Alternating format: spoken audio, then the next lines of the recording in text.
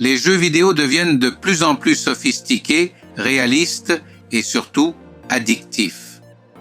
Il existe une industrie puissante qui vise à rendre les jeunes et les moins jeunes accros à ce passe-temps énergivore qui en met aussi beaucoup à cran. Les jeux vidéo sont-ils plus qu'un simple divertissement? Bonjour, je suis Constantino de Miguel, bienvenue sur la chaîne du groupe Prime.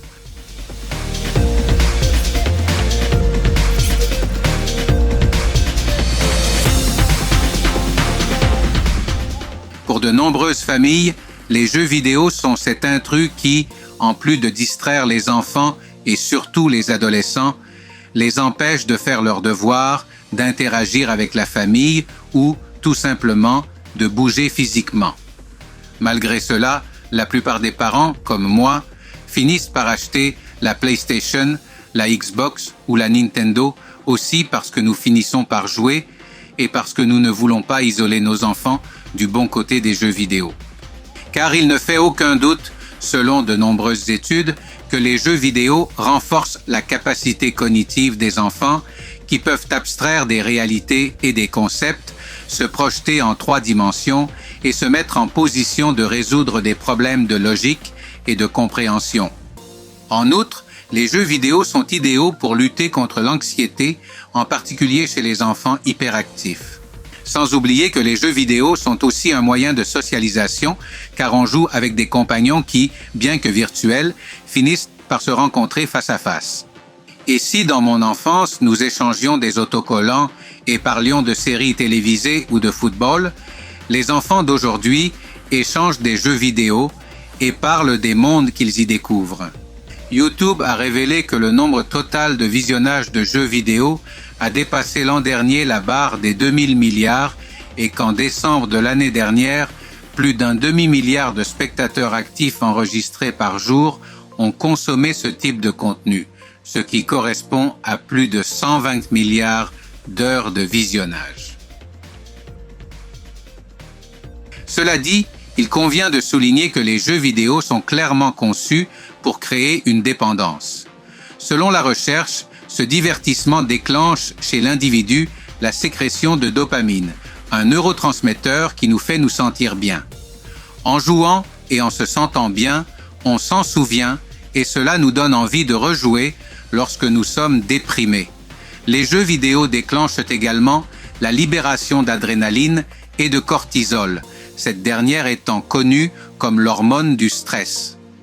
L'adrénaline et le cortisol pénètrent dans notre corps comme une réponse chimique à des situations extrêmes de danger et de menace. Nous nous mettons nous-mêmes sur la gâchette, comme on dit. Par exemple, lorsque nous jouons à Call of Duty, passons maintenant aux aspects positifs. Nous savons que la génération Z, qui a été élevée dès l'enfance avec des jeux vidéo, dispose en fait d'un avantage comparatif sur le marché du travail grâce précisément aux compétences qu'elle a acquises avec la console. C'est ce que révèle Census Wide à la suite d'une étude menée en Espagne avec YouTube, selon laquelle 1% des responsables des ressources humaines dans les entreprises préfèrent embaucher des joueurs parce qu'ils possèdent les compétences qu'ils recherchent chez leurs employés, telles que la réflexion stratégique et tactique, la résolution de problèmes, le maintien du calme sous pression et la communication efficace.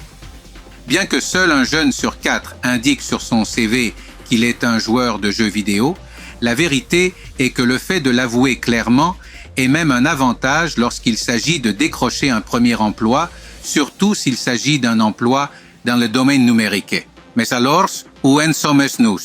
Les jeux vidéo sont-ils bons ou mauvais? Je dirais que comme toute chose pratiquée à l'excès et sans autocritique, ils finissent par être nocifs. Les effets négatifs des jeux vidéo sont liés au mode de vie de la personne. Si vous ne faites pas d'exercice, si vous êtes paresseux, si vous manquez d'hygiène, si vous préférez vous renfermer et ne pas avoir de relations sociales, si l'environnement familial autour de vous est mauvais, eh bien, tout cela peut être renforcé par une console qui, dirions-nous, porte bien son nom. Elle réconforte, apaise, distrait, Mais ce n'est pas la faute de la console. En définitive, le jeu a toujours été bon, même virtuellement. Les jeux vidéo ne brûlent pas le cerveau, ils le développent à condition qu'on les utilise pour s'amuser et passer un bon moment. Merci d'être resté jusqu'à la fin de cette vidéo. Si vous avez apprécié le contenu, n'oubliez pas d'appuyer sur le bouton « J'aime » et de vous abonner à la chaîne du groupe Prime. À bientôt!